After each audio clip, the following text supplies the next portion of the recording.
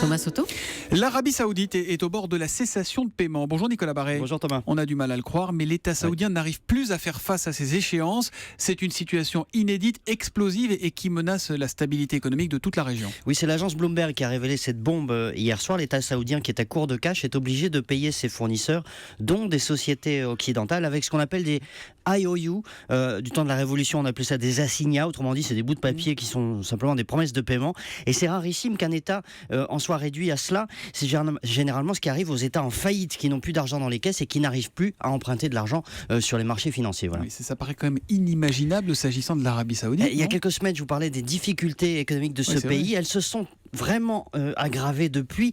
Les caisses se vident, les réserves fondent. Et il faut comprendre que toute l'économie en Arabie Saoudite dépend des commandes de l'État. Les deux tiers des Saoudiens, d'ailleurs, sont des fonctionnaires. Donc quand l'État réduit ses marchés, évidemment, ou paye en retard, toutes les entreprises souffrent. Le plus gros groupe de BTP, qui est le groupe Ben Laden, d'ailleurs de la famille du terroriste, vient d'annoncer le licenciement de près de 80 000 personnes sur 200 000, essentiellement des étrangers.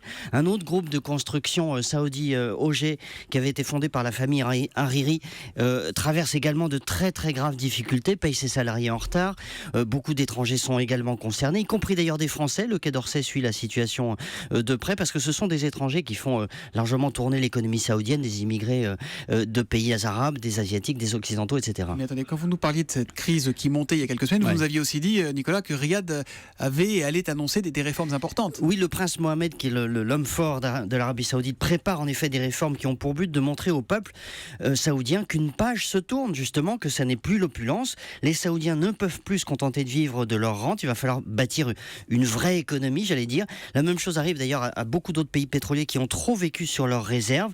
Ce temps est fini, mais cette transition est extrêmement difficile. On ne peut pas exclure une déstabilisation du pays qui aurait des répercussions sur toute la région et là, et à l'échelle mondiale également, puisque l'Arabie Saoudite reste quand même le premier exportateur de pétrole.